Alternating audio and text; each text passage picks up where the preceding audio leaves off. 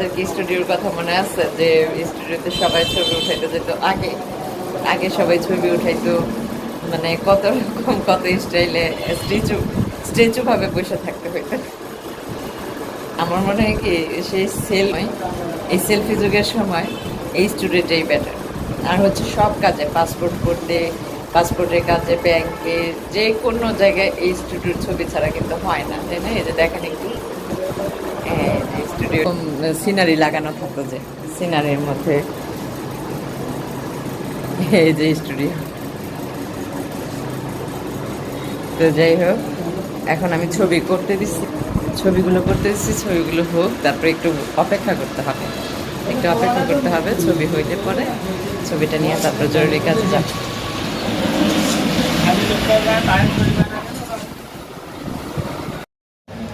তো এখানে ছবির জন্য অপেক্ষা করতেছি